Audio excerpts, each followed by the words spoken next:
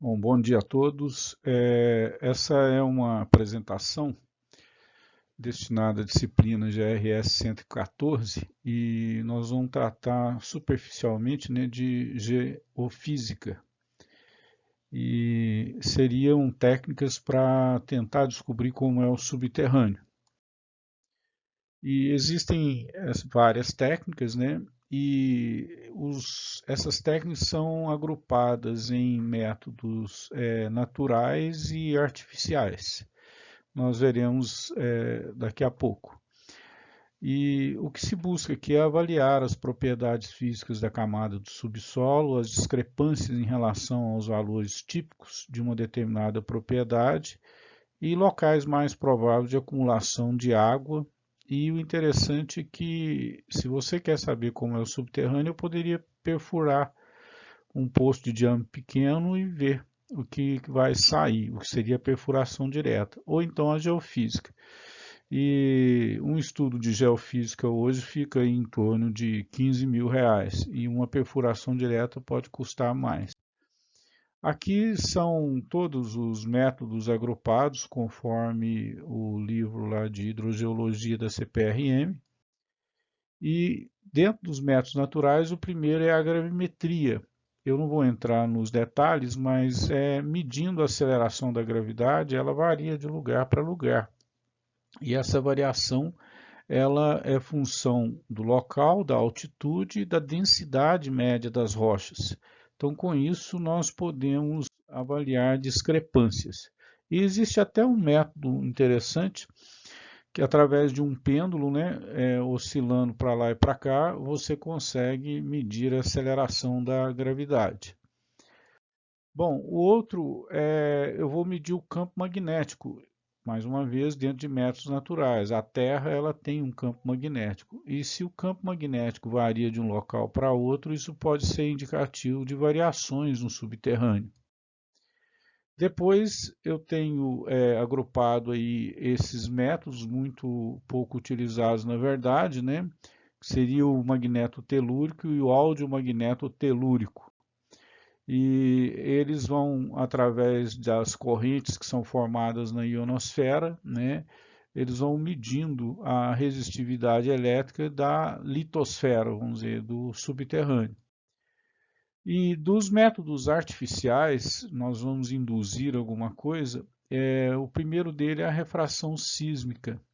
Nós vamos produzir um som, né, muito poderoso, e esse som vai penetrar no subterrâneo e voltar. E para cada material que nós temos no subterrâneo, nós temos velocidades diferentes do som. Então, na superfície do solo são instalados vários geofones que são todos interconectados e com registro de tempo para determinar essa velocidade. Olha que interessante, a velocidade do som no ar é em torno de 300 metros por segundo e num granito chega a 5.800 praticamente. Então, com as variações da velocidade, pode-se identificar o que é que tem no subterrâneo. E aqui nós temos, por exemplo, a situação do arenito, a areia saturada, o cascalho. Isso é muito utilizado pelos geólogos. E o método mais empregado é a medição da eletroresistividade. Nós podemos descobrir o que se tem até 1.000 metros de profundidade, medindo a resistividade, né? E isso é feito com equipamentos apropriados. Um equipamento desse custa aí, no mínimo uns R$ 30.000 usado, né? Um bom equipamento americano chega a US$ 30.000. E a resistividade ela é fundamentada na lei de Arc. Eles comparam a resistividade da rocha com a resistividade da água e a inclinação dessa reta é o que eles chamam de fator de formação. E dependendo da rocha, nós temos fator de formação, por exemplo, areia de 3 a 20 e rocha ígnea ou metamórfica, como granito ou mesmo o mármore, o fator de formação é bem alto, em torno de 100. E essa resistividade, em medida em ohm vezes metro, né, ela varia conforme o material. Por exemplo, um arenito seco é 40.000, ele saturado é 8.000. É claro, cai bastante a resistividade porque a água ajuda a conduzir corrente elétrica. E nós podemos utilizar quadripolos, existem dois tipos, basicamente a distância entre os componentes aqui, e eles podem medir aí o que é que nós temos no subterrâneo. E existem métodos eletromagnéticos, como esse aqui, o eletromagnetismo no domínio da frequência, e tem também no domínio do tempo. É interessante que no domínio do tempo é o famoso TDR, né, que nós utilizamos. E há também o radar de penetração no solo, que é utilizado em aeronaves, mas basicamente para grandes distâncias. E aqui eu vou trazer uns exemplos do que nós empregamos mais, que é a resistividade, né? Esse aqui foi um estudo que eu mesmo encomendei lá na região de Luiz Eduardo Magalhães, na Bahia, buscando aí onde seria apropriado perfurar 3 poços. Aqui são coordenadas em UTM, né? Você pode imaginar que isso aqui seja em metros. E aqui a profundidade, até 1.000 metros de profundidade. Olha que interessante, naquela região nós temos o grupo Urucuia, são arenitos, até a profundidade de aproximadamente 400 metros. A partir daí, principalmente a 600 metros, começam a ocorrer os carbonatos, o calcário do grupo Bambuí. E essa geofísica detectou, inclusive, fraturas ou cavernas muito extensas em grandes profundidades, 800 metros. O problema é que essa água seria uma água calcária e não nos interessa.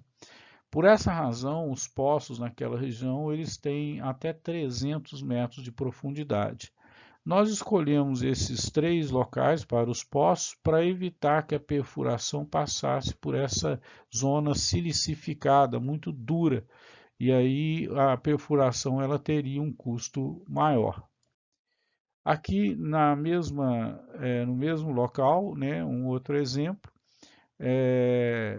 do que nós vimos agora há pouco, e isso é bastante interessante e realmente quando nós perfuramos os poços foi encontrado muita água lá e bastante interessante.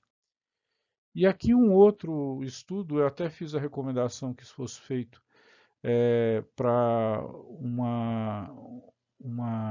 alguns agrônomos e veterinários que estão buscando lá na Colômbia lugares ideais e eles encomendaram essa geofísica, que em espanhol seria um sondeo geoelétrico, né? E veio com esse resultado. Isso é lá no departamento de Meta, né? O departamento seria estado. E o que nós observamos nós temos aqui a profundidade, né, em metros, e ele identificou aqui areias e cascalho, né, mas uma situação delgada, e aqui ele achou um aquífero secundário na faixa aí de 40 até 90 metros, bastante interessante, também com areia e cascalho, todo preenchido com água. Depois vem uma camada argilosa, bastante espessa, né, aí com cerca de 40, 50 metros de espessura, provavelmente com pouquíssima água. Então a recomendação lá seria perfurar poços até 90 metros de profundidade e tentar explorar essa água. Essas camadas elas foram depositadas assim pela erosão da Cordilheira dos Andes. Então esse é um bom exemplo de geofísica também.